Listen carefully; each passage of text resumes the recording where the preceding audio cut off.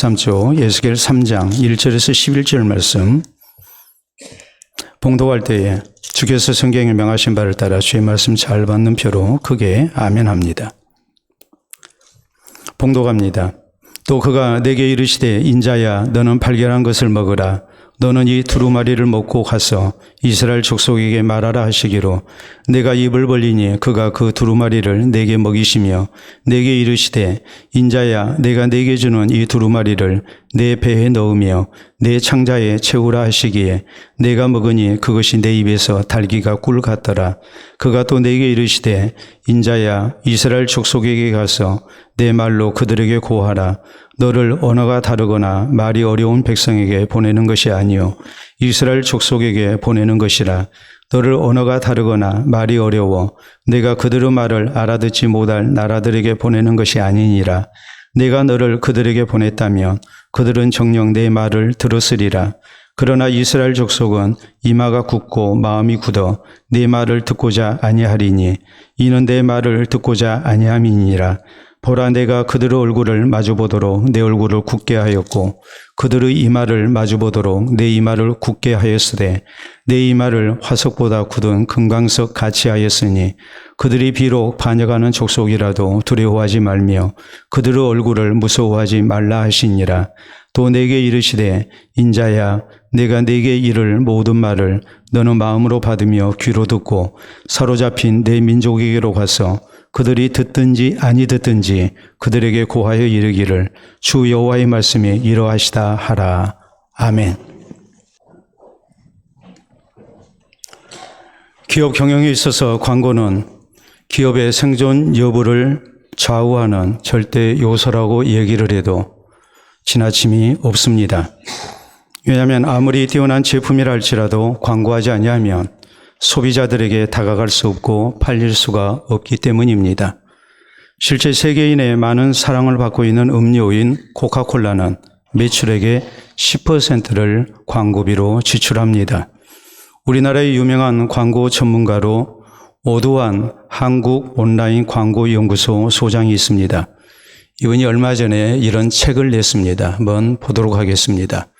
광고의 8원칙이라는 제목의 책입니다. 어떻게 광고해야 효과적인가?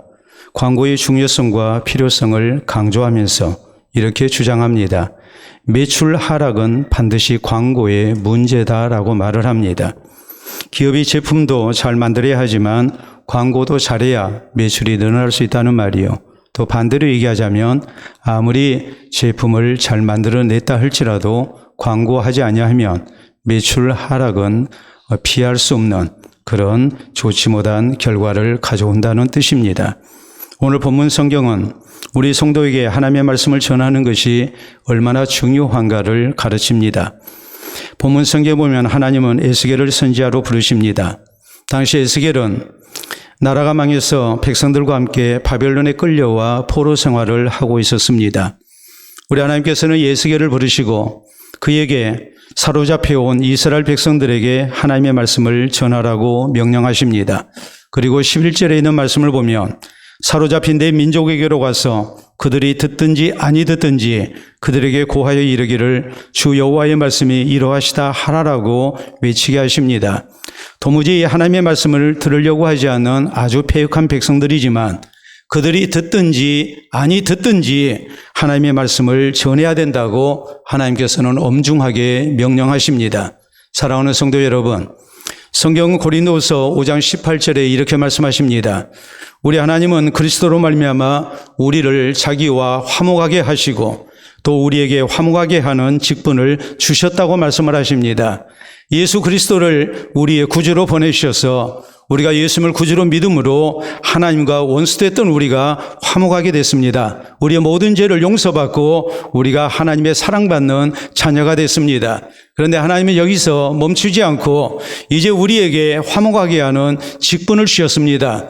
먼저 구원받은 우리를 통해서 아직 예수님을 구주로 믿지 못하고 하나님과 불화한 상태에 있는 이런 죄인들에게 하나님의 복음을 증거하는 가운데 저희가 하나님과 화목해 하게 하는 그런 중요한 사명을 우리에게 맡기셨다고 성경은 우리에게 강조합니다. 그러므로 우리 성도는 열심으로 예수 그리스도의 복음을 전해야 됩니다. 사람들이 듣든지 아니 듣든지 우리는 하나님의 말씀을 전해야 됩니다. 그렇기 때문에 우리 모두 오늘 본문 성경을 통해서 우리가 어떤 신앙 자세로 하나님의 말씀을 전해야 되는지, 또 예수 그리스도의 복음을 전해야 되는지 살펴봐야 됩니다. 그래서 나를 통해서 하나님의 구원 역사가 우리 주변에서 일어나게 해야 할 것입니다. 그러면 우리 성도는 어떤 신앙 자세로 듣든지 아니 듣든지 하나님의 말씀을 전해야 됩니까?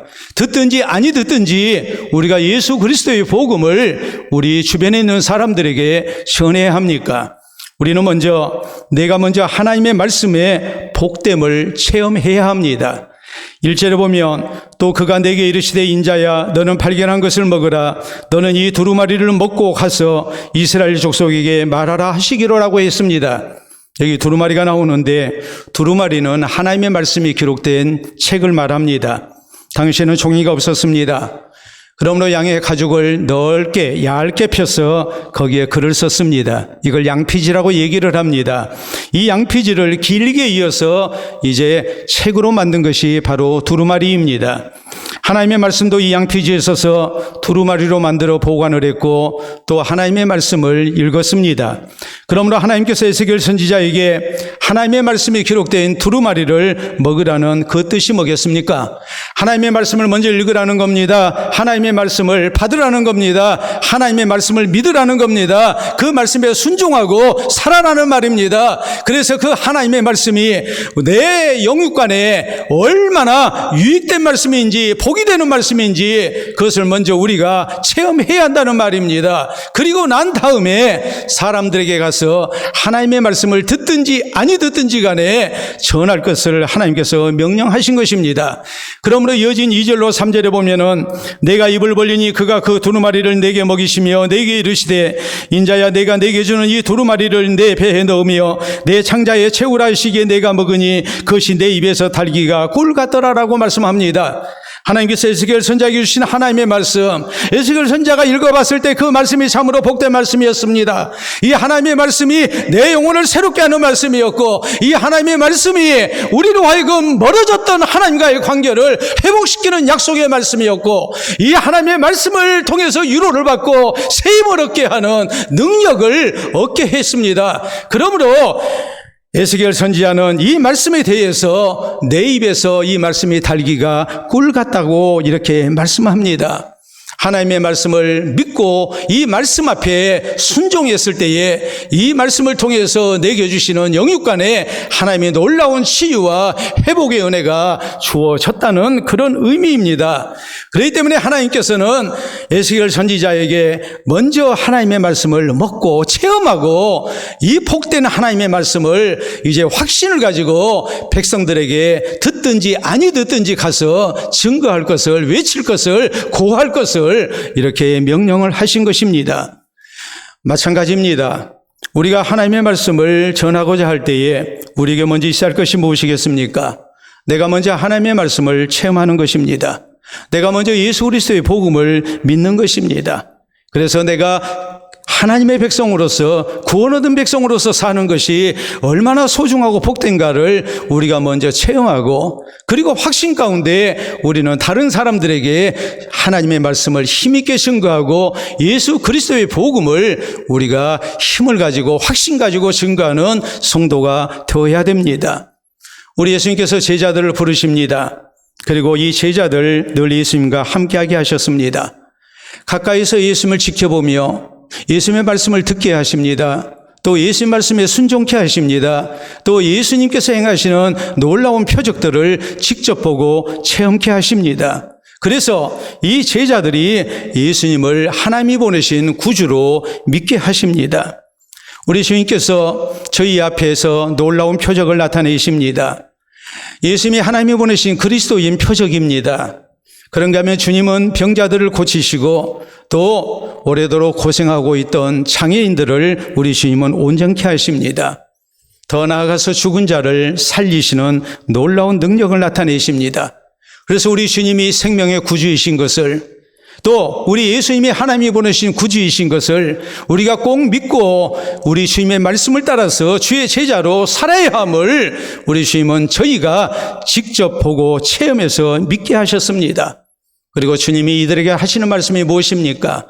너희는 이 모든 일의 증인이라고 이렇게 강조하시고 가서 사람들에게 예수님이 구주이신 것을 또 예수님의 말씀을 하나님의 말씀을 전하라고 명령하십니다.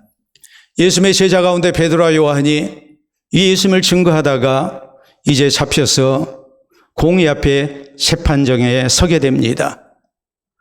공의에서 저희에게 협박합니다. 도무지 예수님에 대해서 말하지 말라고 증거하지 말라고 협박합니다. 만약 예수님에 대해서 증거하면 가만두지 않겠다고 합니다. 이런 상황 속에서 이 두 사람은 담대히 외칩니다.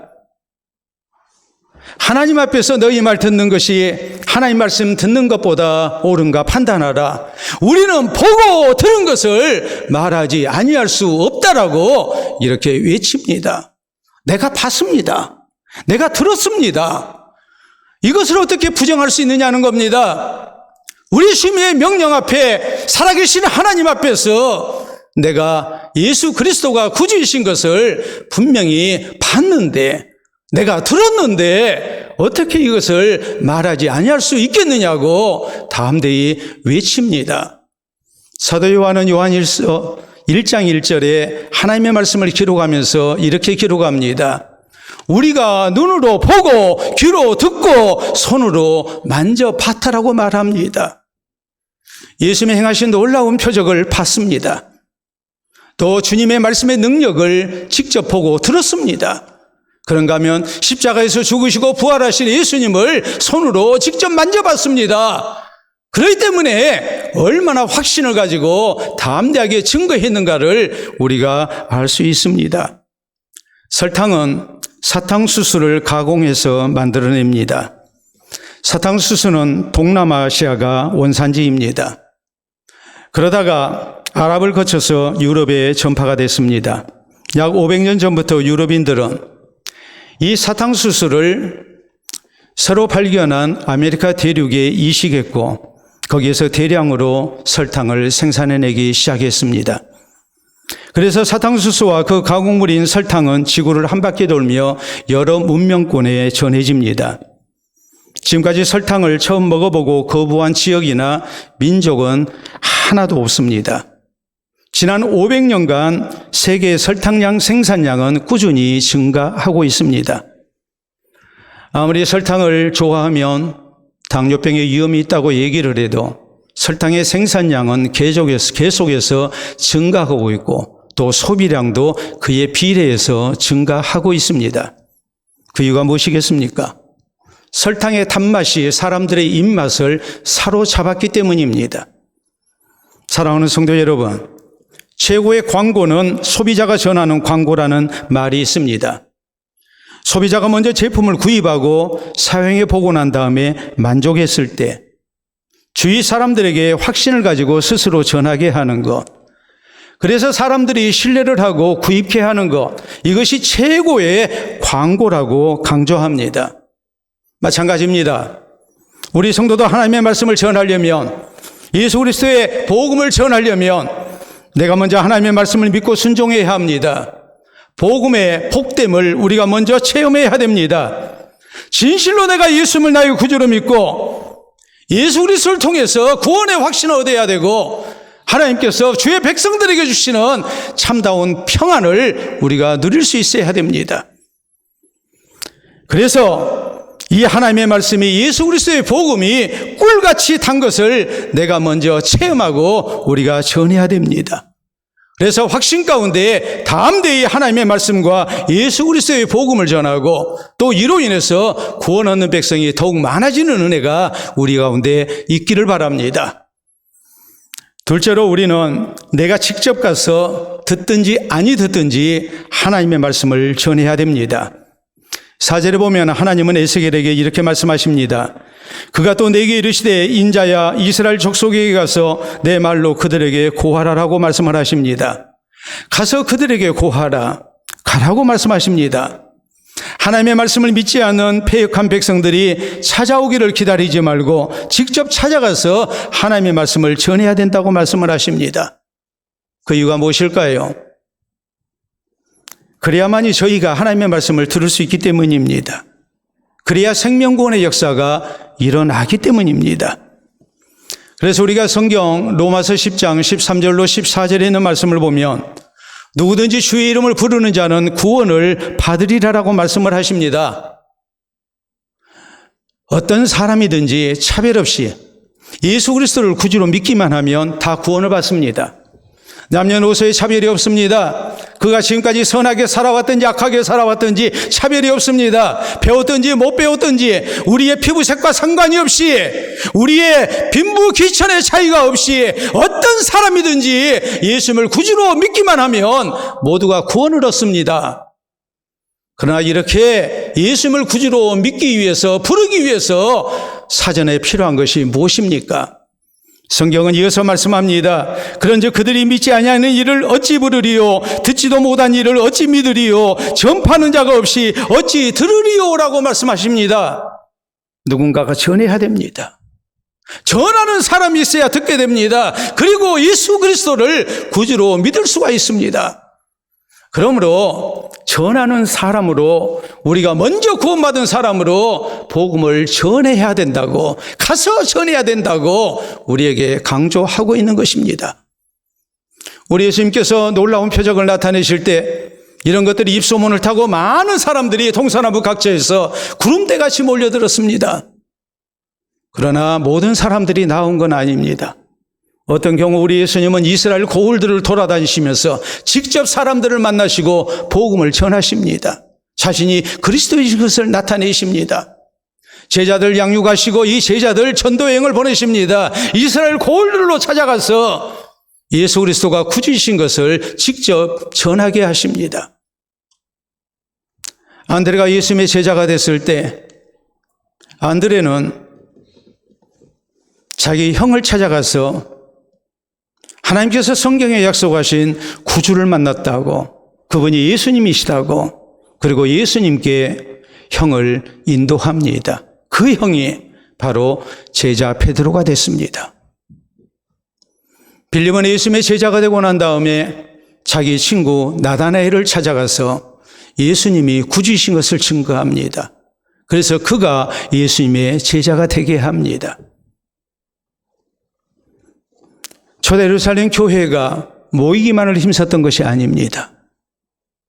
저희가 신실한 신앙생활을 통해서 사람들에게 칭송을 들었을 때에 하나님께서는 날마다 구원 얻는 백성을 더해 주셨습니다. 교회로 찾아오는 사람들이 많았습니다. 그러나 초대 예루살렘 교회가 거기서 멈춰버리고 더 이상 흩어지지를 않습니다. 그러므로 하나님께서 교회의 신실한 지도자였던 스데반 집사가 순교의 제물이 되게 하시고 예루살렘 교회에 무서운 박해가 일어나게 하십니다. 그래서 사도들 외에 모든 성도들이 예루살렘을 떠나서 유대로 사마리아로 피난길에 오르게 됩니다. 그리고 저희는 흩어진 그 모습을 통해서 피난 간 곳에서 예수 그리스도의 복음을 증거합니다. 그래서 예수 그리스도의 복음이 널리 퍼지는 계기가 됩니다.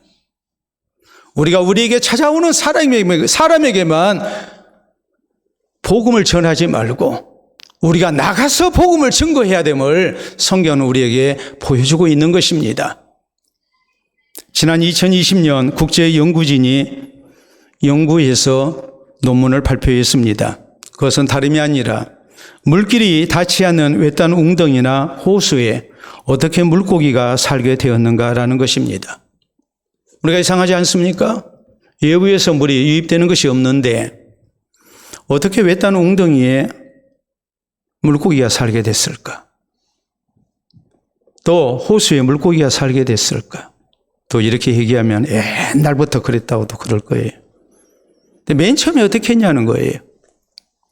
실험을 한 거예요. 외딴 웅덩이를 만들어 놓고 거기 물고기가 전혀 없는데 나중에 시간이 지나고 나니까 물고기가 생기는 거예요.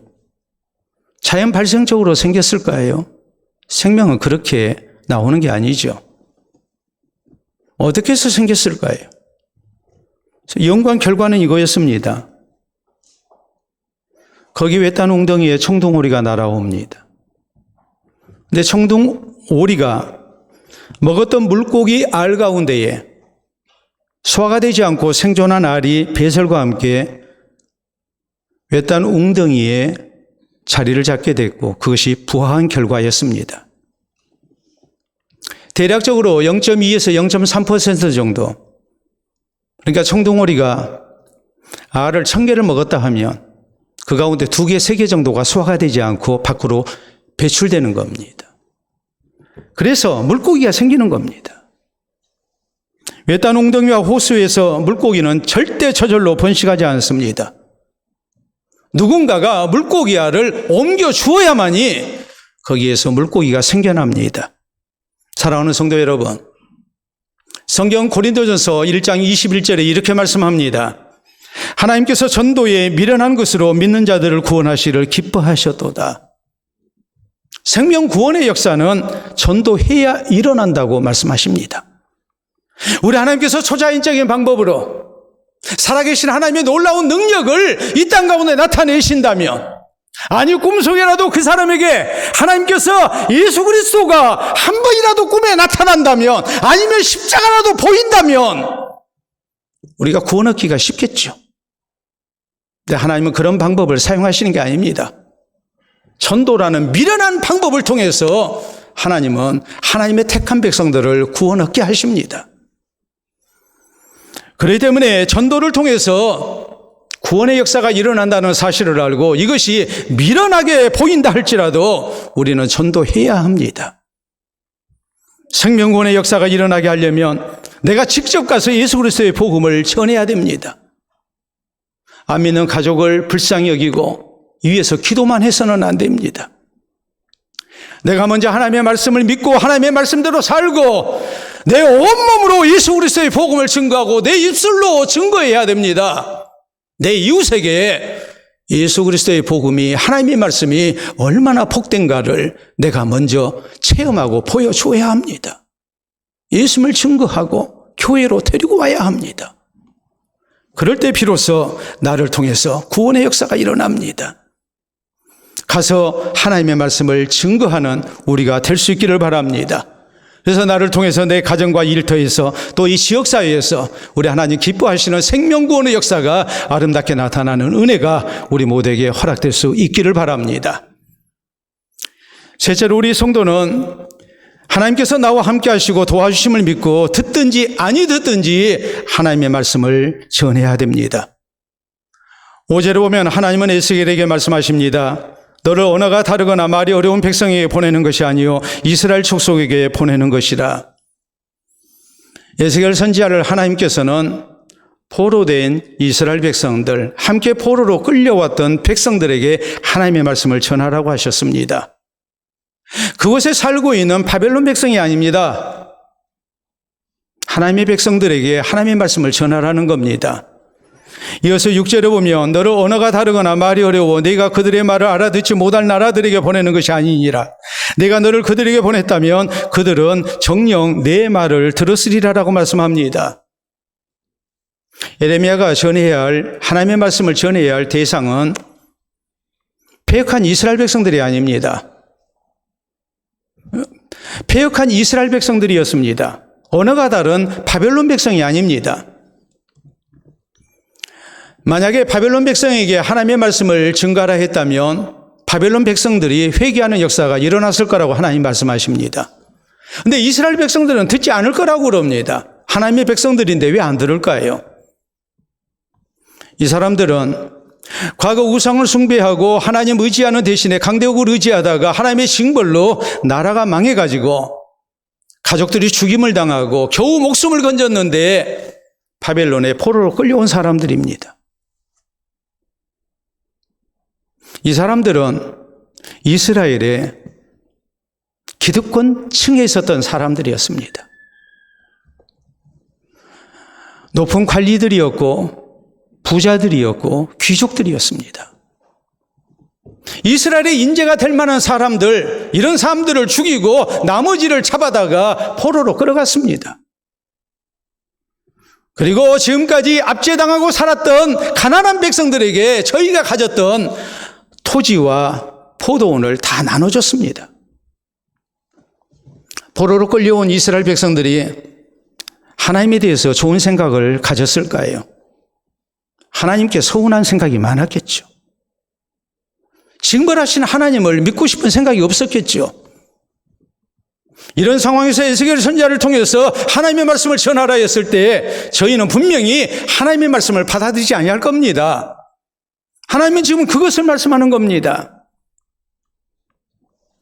그래서 실제로 보면 그러나 이스라엘 족속은 이마가 굳고 마음이 굳어 내 말을 듣고자 아니하리니 이는 내 말을 듣고자 아니함이니라라고 말씀합니다. 아주 패역한 백성들입니다. 하나님 경외하지 않습니다. 하나님 말씀 안 들을 겁니다. 그리고 이어서 8절로 9절에 보면 보라 내가 그들의 얼굴을 마주보도록 내 얼굴을 굳게 하였고 그들이 이마를 마주보도록 내 이마를 굳게 하였으되 내 이마를 화석보다 굳은 금강석 같이 하였으니 그들이 비록 반역하는 족속이라도 두려워하지 말며 그들의 얼굴을 무서워하지 말라 하시니라라고 하나님 강조하십니다.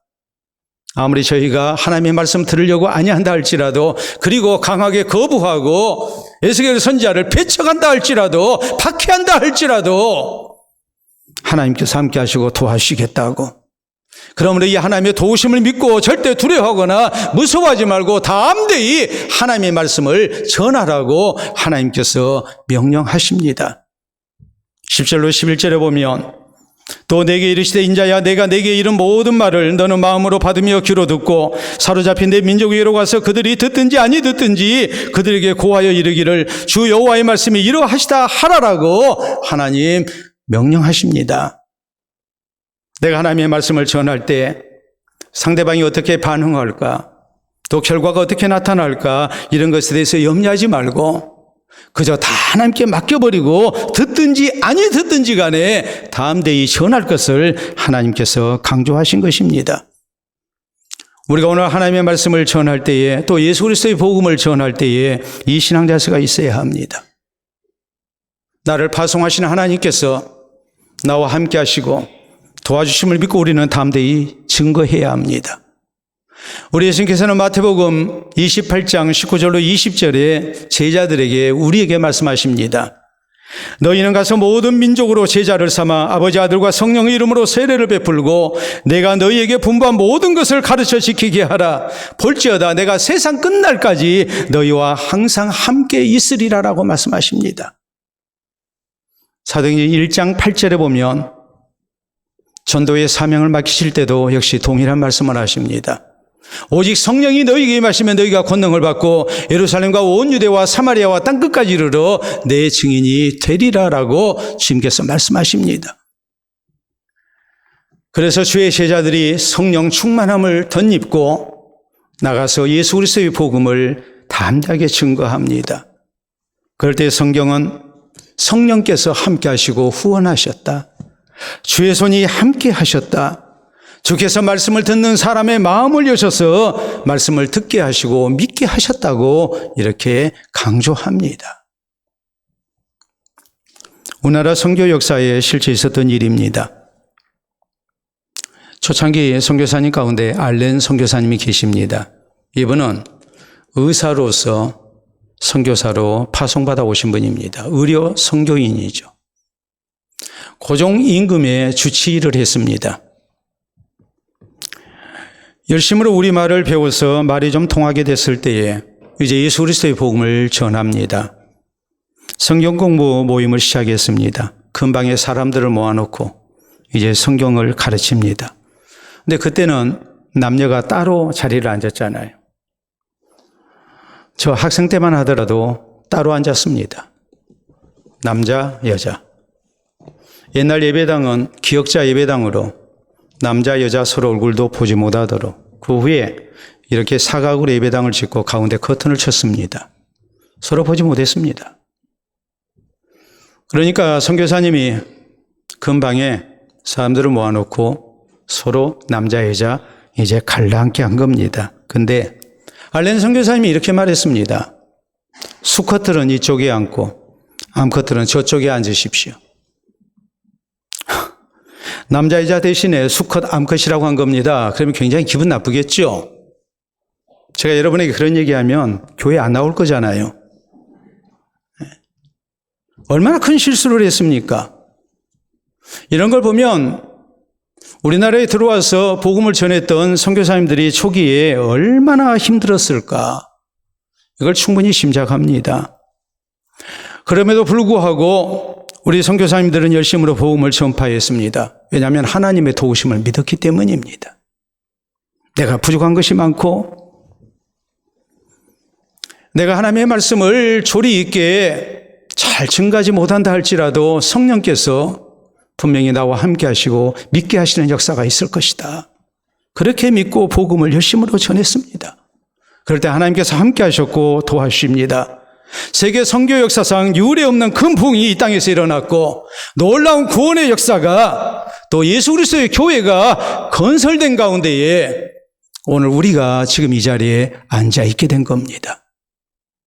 사랑하는 성도 여러분, 우리 모두 예수 그리스도의 복음을 증거할 때 하나님께서 함께 하시고 도우심을 믿어야 됩니다. 이 하나님의 도우심을 믿고 우리가 담대히 하나님의 말씀을 전해야 됩니다. 듣든지 아니 듣든지 우리가 가서 전해야 됩니다. 지금은 안 믿는다 할지라도 장차 하나님 은혜로 구원의 역사가 분명히 일어날 것이라고 믿고 우리는 담대히 전해야 됩니다. 그래서 우리의 사랑하는 가족들, 이웃이 또 이 지역의 많은 이들이 우리와 함께 구원 얻는 놀라운 역사가 우리 가운데 충만하시기를 우리 주님의 이름으로 축원합니다.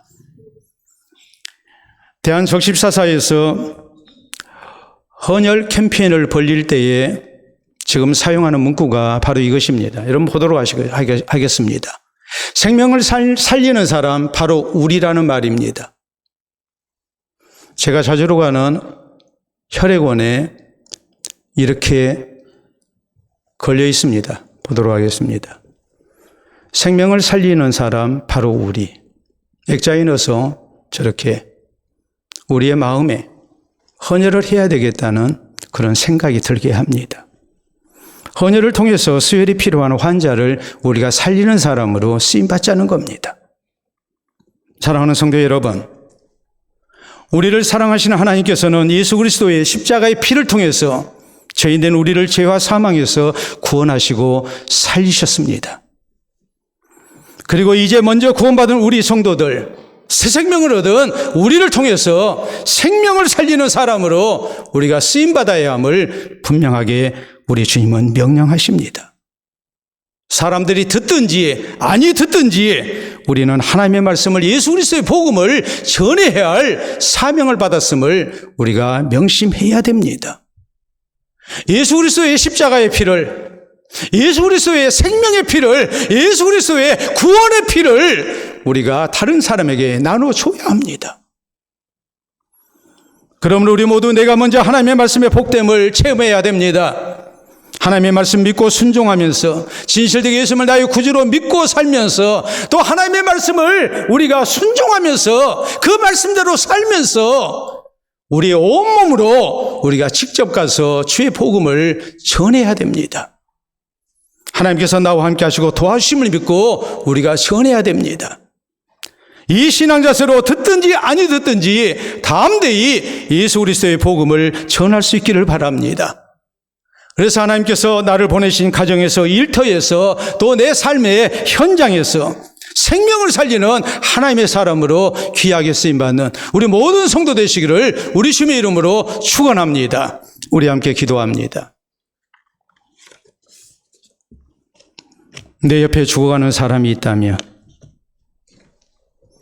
내가 저에게 내 피를 나눠줘서 그가 살아날 수만 있다면 어느 누가 헌혈을 하지 않겠습니까? 내가 예수 그리스도의 복음을 증거하게 될 때에, 하나님의 말씀을 전하게 될 때에 비로소 생명구원의 역사가 일어납니다. 새 생명의 역사가 일어납니다. 오늘까지 안 들을 거라 생각하고 안 되는 사람이라 포기하고 아예 찾아가지도 아니했던 우리의 모습을 돌아보면서, 기도조차도 포기해버린 우리의 모습을 돌아보면서 다시 한번 귀한 영혼을 품고 기도할 것을 다짐하십시오. 더 하나님의 말씀을 따라 사는 가운데 듣든지 아니 듣든지 나와 함께 하신 주님을 믿고 이제 가서 복음을 전하겠습니다. 주님 앞에 다짐하십시오. 그래야 생명구원의 역사가 나타납니다. 우리 함께 기도합니다.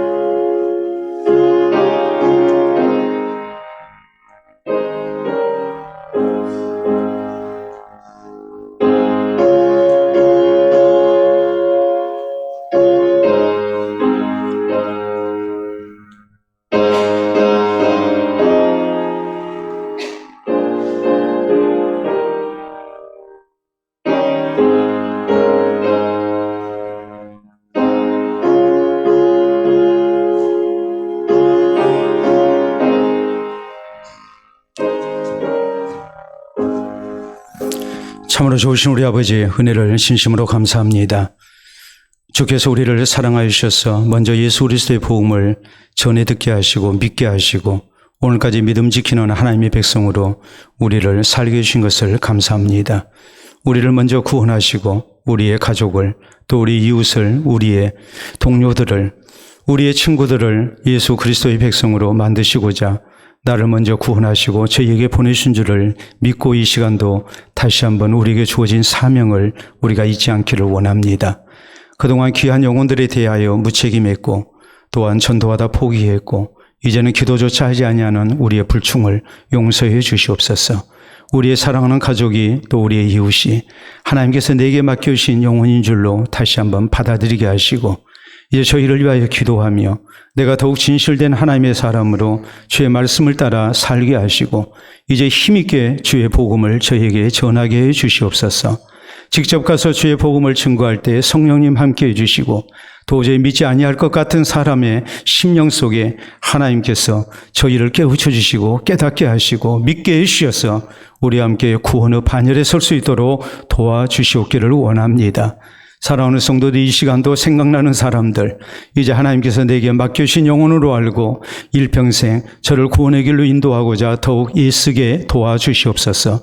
평생에 잊지 아니하게 하시고 위하여 기도하게 하시고 때를 얻든지 못 얻든지 또 저희가 듣든지 아니 듣든지 우리가 다함대히 주의 복음을 증거케 하셔서 우리 하나님께서 함께 하시어 구원의 역사가 나타나게 하시고 우리 하나님 기뻐하시는 전도의 열매가 우리 가운데 풍성케 하여 주시옵소서. 감사하며 예수님 이름으로 기도하옵나이다. 아멘.